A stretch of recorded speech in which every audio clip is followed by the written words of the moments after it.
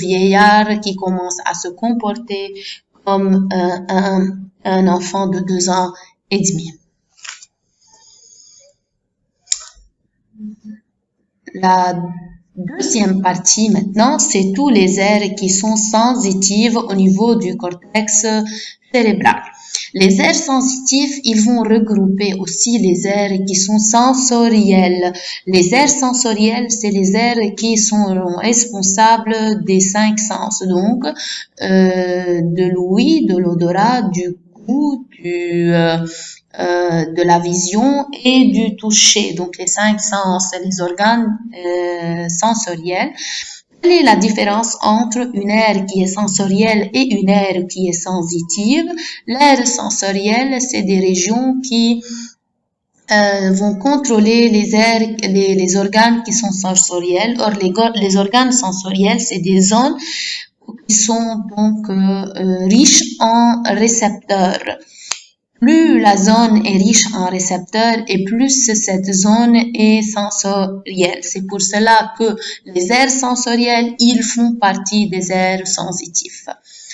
Comme nous avons déjà dit que la vision, c'est principalement le lobe occipital, que l'audition, c'est le lobe temporal, le toucher, c'est le lobe pariétal, la sensibilité. Alors, vous voyez que les aires sensitives, c'est des aires qui seront dispersées dans plusieurs lobe et non uniquement dans un seul lobe.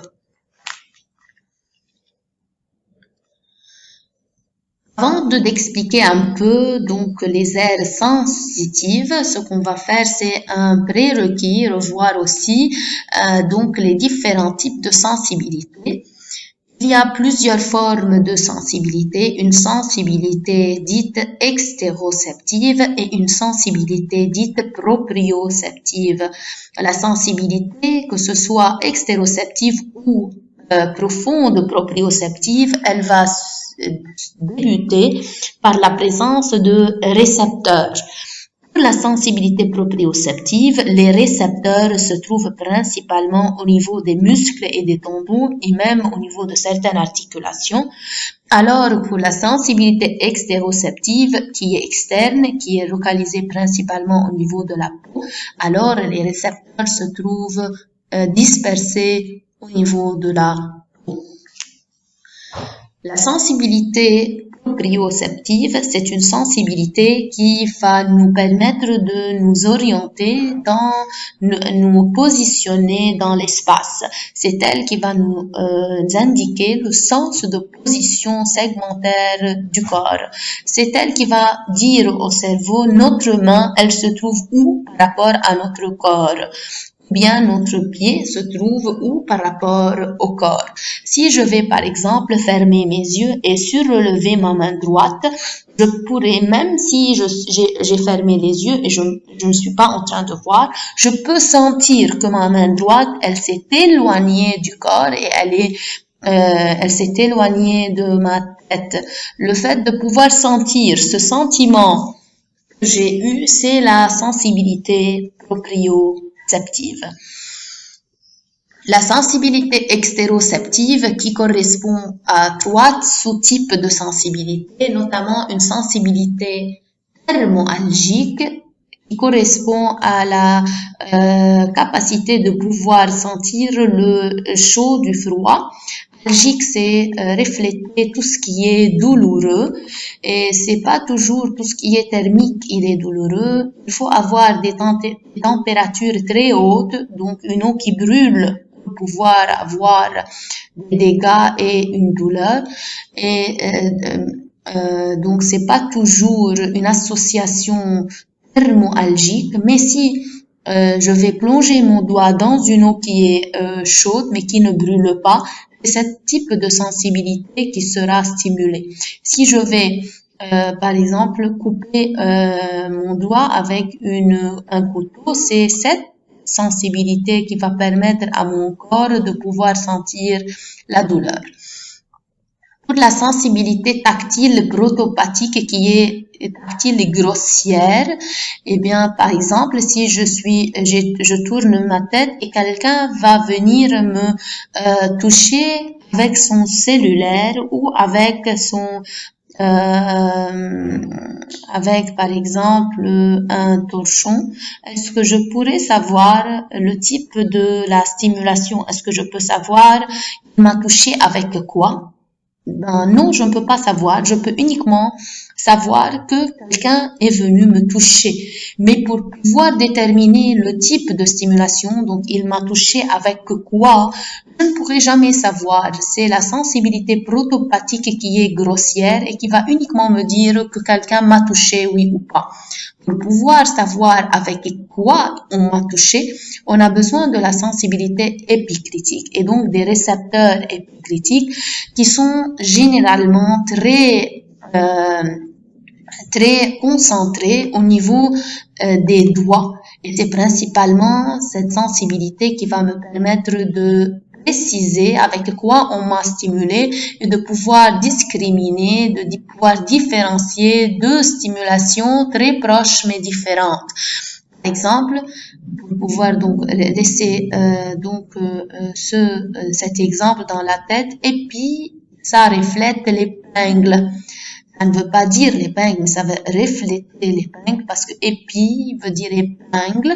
Et l'exemple le plus fréquent, c'est l'exemple de la stimulation d'un patient avec deux épingles. Les épingles, c'est quelque chose de très sensible et c'est quelque chose de très précis.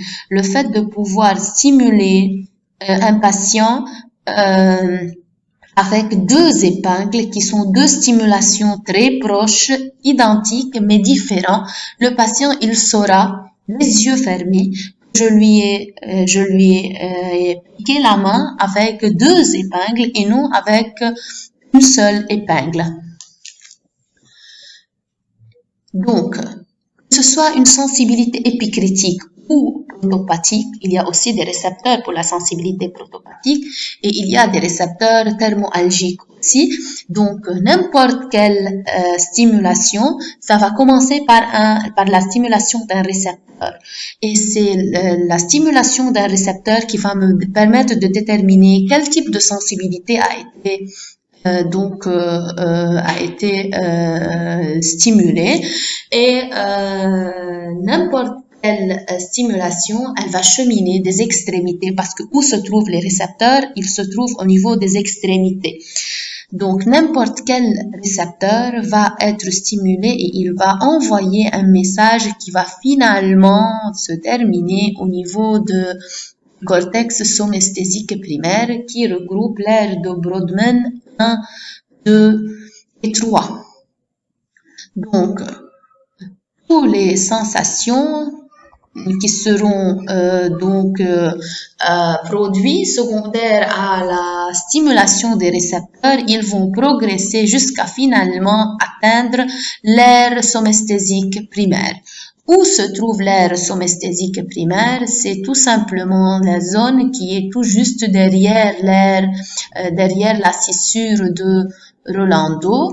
Et c'est donc ce que j'appelle le gyrus post-central ou l'aire pariétale ascendante. Donc ou l'aire somesthésique primaire et bien sûr on a deux aires somesthésiques primaires, une qui est à droite et une qui est à gauche et chaque zone elle va recevoir le message contralatéral. Par exemple, le fait de stimuler la main droite, ça va causer donc le message doit atteindre la zone et au niveau de l'aire somesthésique gauche parce qu'on a un crossing. Donc main droite, c'est l'aire somesthésique gauche. Et vice versa pour la partie droite. C'est pour cela aussi on a deux zones, une zone somesthésique primaire à droite et une zone somesthésique primaire à gauche. Mais c'est vrai qu'elle ressemble à l'aire motrice primaire, mais ici ça ne va pas refléter le mouvement, ça va refléter la sensibilité. Par exemple, si je viens piquer le pied d'un patient, alors la sensibilité va monter de l'extrémité jusqu'à atteindre la zone interne de l'aire somesthésique primaire. Donc, c'est au niveau ici, entre les deux hémisphères, c'est au niveau de la scissure interhémisphérique, c'est la partie interne de l'aire somesthésique primaire. Alors que si je vais stimuler, par exemple, la main d'un patient, la main qui est gauche d'un patient, alors ça va venir se refléter, le message doit atteindre l'aire somesthésique droite au niveau de la zone qui correspond à la main. Et comme vous voyez devant vous, cette aire somesthésique primaire, elle reflète une cartographie aussi de Penfield, de façon que chaque zone du corps, elle représente, elle est proportionnelle à une région bien spécifique de l'aire somesthésique primaire. Aussi, on a la zone du visage qui est très étendue, la zone de la main, elle est très étendue, alors que le corps, il n'a qu'une zone très minime. Pourquoi ça? Eh bien, tout simplement, c'est proportionnel à la densité des récepteurs. Plus les récepteurs sont denses et plus vous avez une réflexion ou bien une proportionnalité qui est donc parallèle à la densité des récepteurs. Par exemple, si un enfant va venir vous mordre au niveau de votre bras, vous allez avoir mal, mais vous n'allez pas avoir aussi mal s'il va venir vous mordre au niveau de votre petit doigt, ou si vous allez fermer la porte sur votre petit doigt, ou bien si vous allez écraser votre petit doigt. Pourquoi? Parce que les récepteurs se trouvant au niveau des doigts, ils sont plus denses, plus concentrés que ceux qui se trouvent au niveau du bras. Et c'est pour cela que la douleur, elle est plus intense lorsque vous avez un trauma au niveau des doigts et au niveau de la main. De même, au niveau du visage, parce que le fait de mordre la langue, c'est douloureux. Le fait de mordre les lèvres, c'est très douloureux. Et donc, ça reflète des zones qui sont vraiment très riches en récepteurs. Et si on va reformer, on va donc recollecter toutes ces parties ensemble, on va reprendre et revoir aussi un petit homme. C'est comme ça que l'aire somesthésique primaire reflète les sensibilités du corps et elle va une image du corps qui est reflétée par un petit homme que je vais appeler aussi l'homonculus, mais cette fois c'est l'homonculus sensitif. Parce qu'on a aussi un homonculus moteur qui se trouve au niveau de l'aire motrice primaire. Et par conséquent, l'aire motrice primaire, elle a un homonculus, une carte de Penfield qui reflète sa proportionnalité avec la finesse du mouvement, alors que l'aire somesthésique primaire, ça reflète un homonculus sensitif proportionnel à la densité des récepteurs. Deuxième partie, c'est l'aire pariétale postérieure. Je vais voir uniquement si j'ai... Non, j'ai tout dit, voilà. Vous êtes responsable de ce que je suis en train de citer dans le cours et pas notamment toutes les informations, donc aussi détaillées, je ne le demande pas. L'aire pariétale postérieure qui correspond à l'aire de Brodmann 5 et 7 qui est située immédiatement derrière l'aire somesthésique primaire. Eh bien, cette aire pariétale postérieure, elle correspond au souvenir tactile, à ce que j'appelle l'image mentale des objets. Pour comprendre le rôle de cette aire, ce que je vais faire, je vais vous donner un exemple. Si un patient, il est aveugle et il est devenu aveugle, secondaire à un trauma, par exemple, au niveau de ses yeux, de sa rétine, il ne peut plus voir. Est-ce qu'il va perdre sa capacité de pouvoir identifier les objets ou les personnes? Eh bien non, parce que même s'il ne peut pas voir, je peux lui donner donc par exemple un objet comme un crayon, par exemple, un crayon feutre, et je vais lui mettre le crayon dans sa main, et en touchant l'objet et en utilisant sa sensibilité épicritique et ses récepteurs épicritiques, il pourra détailler la forme, la taille, la structure de l'objet se trouvant dans sa main, et il va chercher dans sa mémoire l'image mentale d'un objet qui ressemble là donc à cet objet qui se trouve dans sa main, et il pourra donc avec un petit peu d'aide me dire que ça c'est un crayon qui se trouve à l'intérieur de sa main. Donc ça, il a utilisé ce que j'appelle l'image mentale des objets qui n'est pas en relation avec sa vision. Il n'a pas utilisé sa vision, son image visuelle, il a utilisé son image sensitive et donc ce souvenir tactile.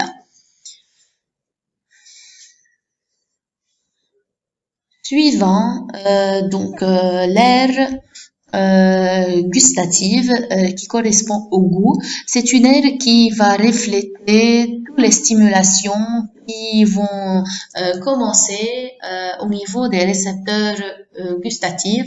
Où se trouvent les récepteurs du goût? Ils se trouvent principalement au niveau de la langue, et ils vont cheminer jusqu'à atteindre l'aire somesthésique primaire, mais une zone qui est donc spécifique, donc que j'appelle l'aire gustative, et elle correspond à l'aire de Brodmann 43.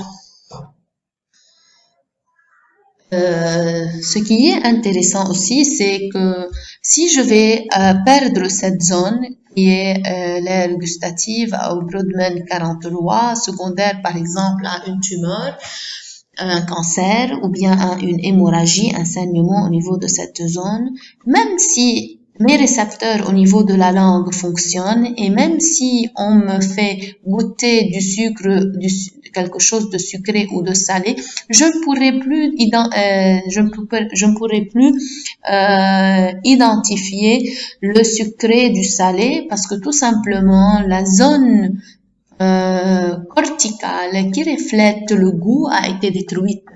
Donc c'est très important pour que je puisse sentir ou goûter, il y ait une corrélation entre les récepteurs et les zones corticales correspondantes, de telle façon que le message puisse atteindre des récepteurs jusqu'aux zones corticales correspondantes sans qu'il y ait une interruption de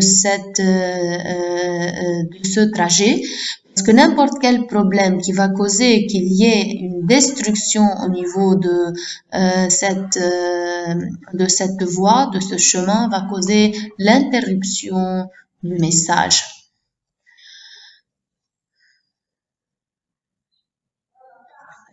Suivant, c'est l'aire visuelle. L'aire visuelle, on a une aire visuelle primaire et une aire visuelle associative ou secondaire. L'aire visuelle primaire qui correspond à Brodmann 17, elle va refléter tous les messages qui vont provenir des récepteurs de la vision qui se trouvent au niveau de la rétine.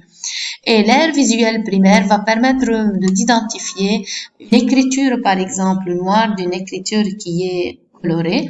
Mais pour identifier ce que je suis en train de voir, c'est principalement l'aire visuelle secondaire associative qui correspond à Brodmann 18 et 19, et c'est elle qui va permettre de reconnaître les objets. Je donne un exemple aussi. Si un enfant, je suis en train de lui apprendre les noms, par exemple, des objets. Je vais lui montrer, par exemple, un crayon. Lui, il n'a jamais vu un crayon auparavant. Aussi, il n'a jamais su le nom d'un crayon. Donc, la première fois, lorsqu'il va voir un crayon, c'est l'aire visuelle primaire qui va lui montrer un objet qui est nouveau. Et c'est en répétant ce geste, donc avec le temps, je vais lui dire ça c'est un crayon, ça c'est un crayon. Il va avec le temps avoir une image visuelle qui va venir se refléter au niveau de son aire visuelle associative. Et de telle façon que la prochaine fois qu'il va voir un crayon, il va me dire ça c'est un crayon. Il a pu identifier le crayon, non pas parce qu'il a touché le crayon, donc c'est pas l'aire pariétale postérieure, mais c'est son aire visuelle associative secondaire qui a pu identifier par l'image visuelle des objets, il a pu reconnaître les objets qui a déjà un objet qui a déjà été donc en contact avec cet enfant, et c'est grâce à son aire visuelle qu'il peut reconnaître par exemple le visage de sa maman ou le visage de son papa, et il peut identifier sa maman parmi 1000 images donc des personnes. Il pourra reconnaître donc sa maman ou son papa grâce à cette image donc visuelle et grâce à son aire visuelle secondaire. Suivant, on a l'aire auditive qui se trouve principalement au niveau de ce que j'ai pas dit, c'est l'aire visuelle qui se trouve principalement au niveau du lobe occipital. Les autres aires, que ce soit l'aire somesthésique primaire ou l'aire pariétale postérieure ou l'aire gustative, c'est principalement des zones qui se trouvent au niveau du lobe pariétal. L'aire visuelle se trouve au niveau du lobe occipital et maintenant les aires auditives qui se trouvent au niveau du lobe temporal. Donc, l'aire auditif, on a deux types, une aire auditive primaire et une aire auditive aussi secondaire. L'aire auditive primaire, elle correspond à Brodmann 41-42 et qui va donc correspondre au décodage de l'amplitude et donc au message qui provient des récepteurs qui se trouvent au niveau de l'oreille interne. Et grâce à cette aire auditive primaire, l'enfant ou le bébé peut donc détecter les sons, donc une musique ou bien donc la voix d'une personne qui parle ou qui chante, mais pour pouvoir identifier ce qu'il est en train d'entendre ou comprendre ce qu'il est en train d'entendre, c'est l'aire auditive secondaire qui correspond à Brodmann 22 et c'est elle qui va associer les sons à des sons qui sont déjà dans sa mémoire.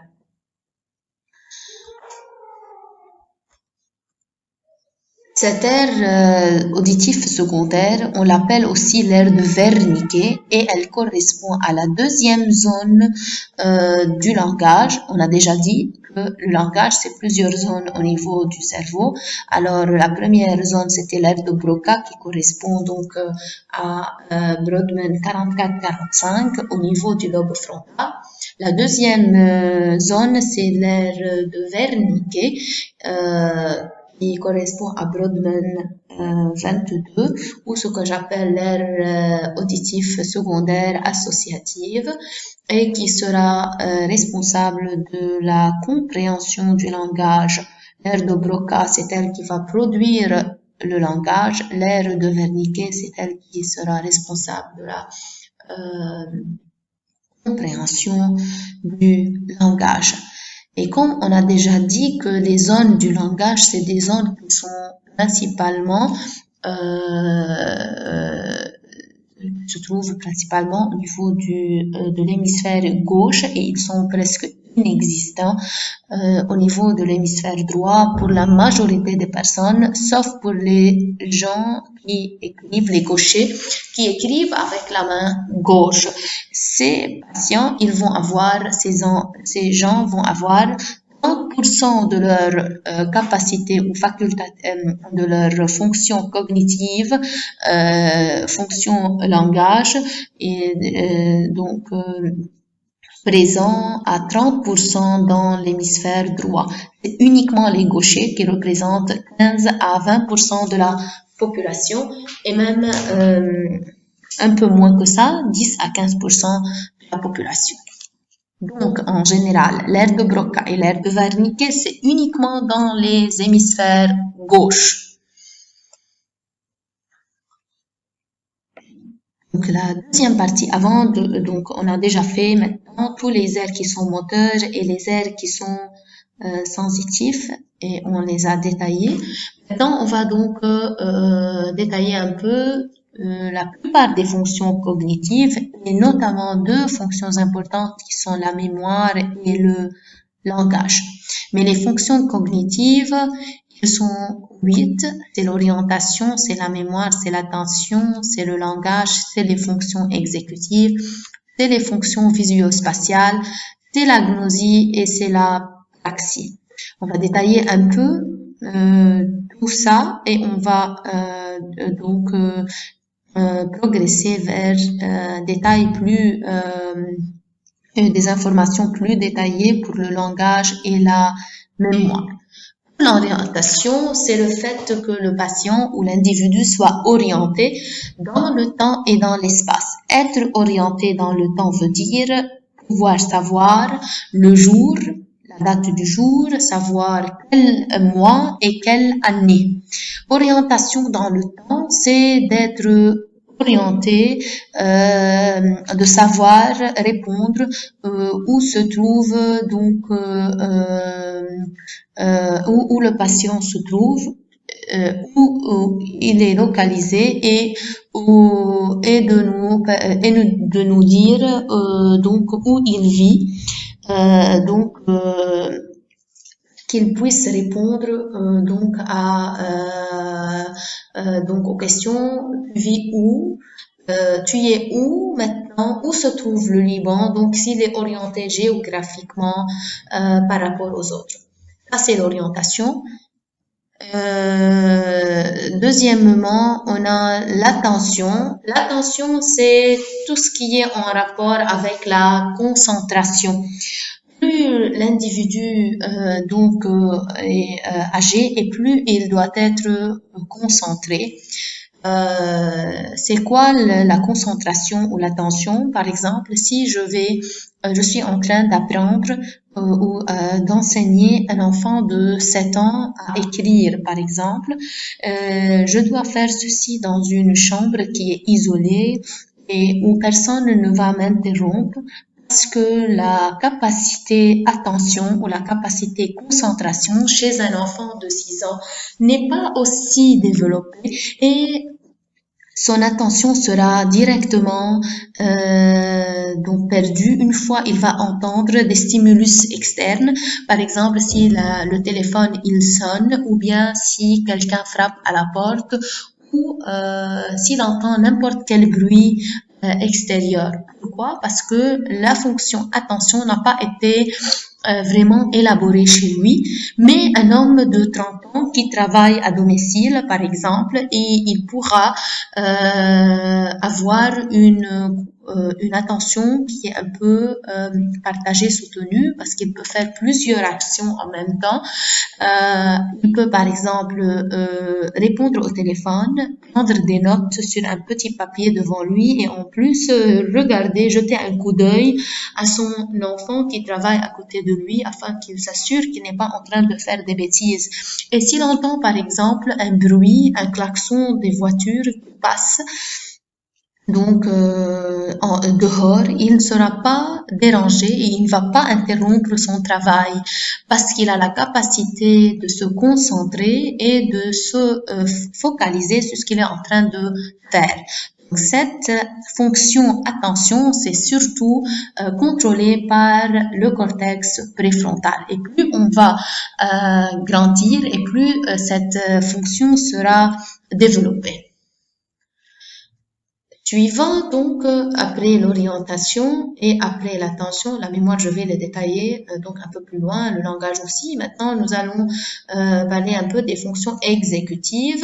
Les fonctions exécutives c'est tout ce qui est en rapport avec le fait de pouvoir élaborer un plan et aussi de pouvoir juger et de donner une critique. Élaboration d'un plan c'est un processus qui nécessite donc d'élaborer ou de former le cortex préfrontal parce que aussi c'est une fonction qui ne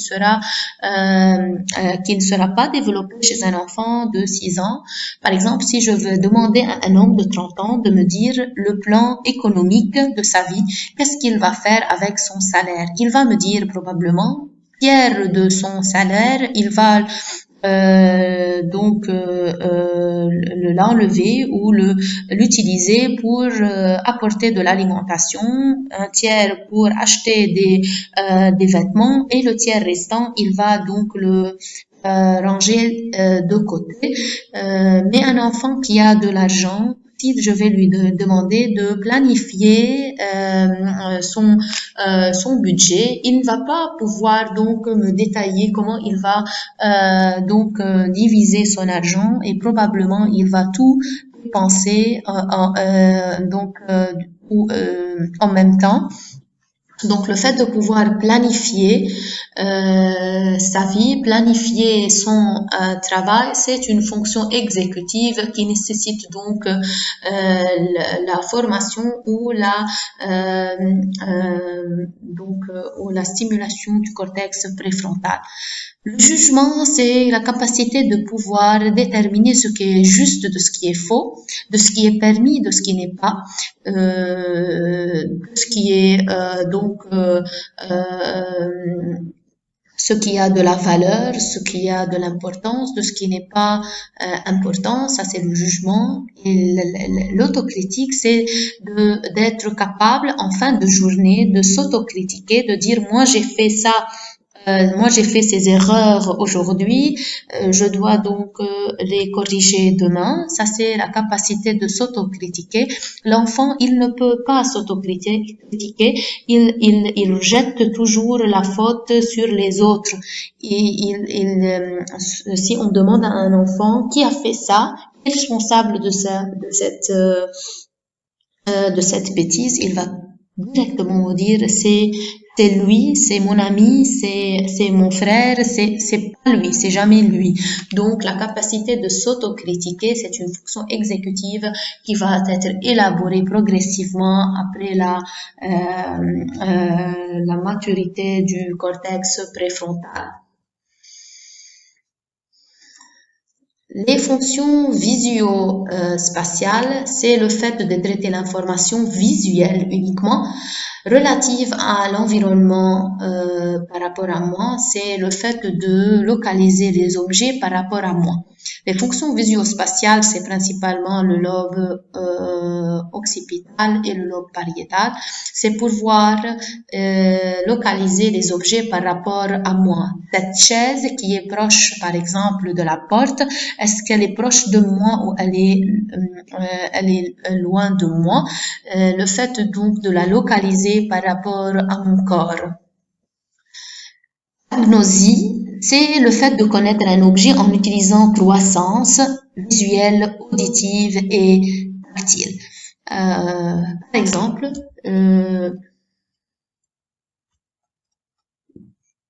regardez la fonction gnosique. L'aire gnosique, c'est une aire qui regroupe une zone bien étendue du cortex.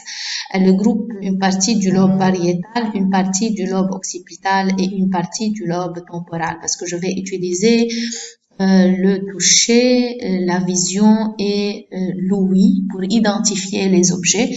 Par exemple, je vais montrer à un enfant un crayon et je vais lui dire ça c'est quoi? Il va me dire un crayon. Le fait de pouvoir identifier l'objet grâce à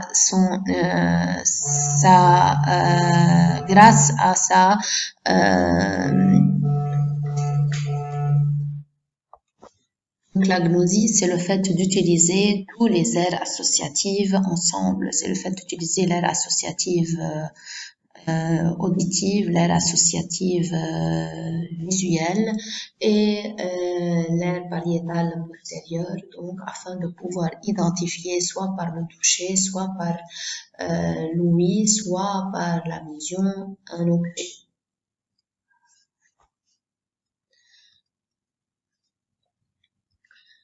Les praxis, c'est principalement des fonctions qui seront qui seront donc contrôlés principalement par le lobe pariétal. C'est surtout le lobe pariétal gauche, mais parfois la praxie, elle peut être donc contrôlée par les lobes pariétaux droit et gauche ensemble, mais c'est surtout le lobe pariétal gauche qui est responsable des praxis. C'est quoi les praxis? C'est la capacité d'exécuter des mouvements simples. Il y a plusieurs types de praxis. Il y a la praxie idéomotrice, c'est le fait de réaliser sur commande verbale des gestes simples sans utiliser un objet. Par exemple, je peux demander au patient de me montrer le salut militaire. Tout le monde sait que le salut militaire, c'est le fait de saluer en posant la main sur le front. Ça, c'est le salut militaire. Tout le monde est capable de faire un salut militaire. Ou bien, je demande au patient de me faire un au revoir avec sa main, un bye-bye avec avec sa main. Et donc, ça, c'est un geste symbolique qui mime donc le mouvement, mais sans utilisation d'objets. C'est ce que j'appelle la praxie idéomotrice. La praxie idéatoire, deuxième type de praxie, c'est le fait de réaliser des gestes en utilisant un objet. Par exemple, je montre à un enfant un crayon. Je vais lui demander ça c'est quoi? Il va me dire ça c'est un crayon. Mais je vais lui poser la question, on fait quoi avec le crayon? Et il va me faire le geste d'écriture. Il va me dire on écrit avec le crayon. Je vais montrer à un enfant un cellulaire et je vais lui dire ça c'est quoi? Il va me dire ça c'est un cellulaire. Et je vais lui dire on fait quoi avec le cellulaire? Il va me dire je téléphone avec le cellulaire. C'est le fait donc d'utiliser un objet réel et de savoir à quoi chaque objet fait. Donc, on va utiliser cet objet pour quoi faire. La praxie réflexive, c'est le fait d'imiter des gestes non significatifs. Je vais lui dire au patient, fais ce que je suis en train de faire. Fais par exemple le geste de sifflement. Il va m'imiter. Je vais lui dire par exemple, clignote les yeux et il va clignoter les yeux. Ça, c'est la capacité d'imiter les gestes sans signification. Et il y a une deuxième type de praxie qui est le praxie constructive et c'est le fait de pouvoir reproduire un dessin ou construire un puzzle. Ça, c'est très important pour les habilités. Ça, c'est donc, que ce soit tous ces types de fonctions cognitives, c'est principalement des structures qui sont élaborées progressivement avec le temps et que on va détailler chez un enfant au fur et à mesure qu'il grandisse. Que c'est important qu'un enfant, à l'âge de 3 ans, par exemple, qui commence à faire un puzzle ou qu'il reproduit un dessin, il faut stimuler ces fonctions afin de pouvoir les élaborer et les appuyer parce que si on ne fait pas ça, il peut passer inaperçu et je vais progressivement causer des problèmes chez ces enfants qui ne sont pas en train d'être bien donc stimulés et donc je vais éteindre progressivement des zones au niveau cérébral parce qu'on n'est tout simplement pas en train de les utiliser. Plus on va stimuler des zones à bas âge, chez les enfants, plus on stimule ces fonctions cognitives et plus il sera capable de développer et de stimuler toutes les zones de son cortex. Donc, on a déjà détaillé tout ça. Ce qui me reste, c'est principalement le langage et la mémoire.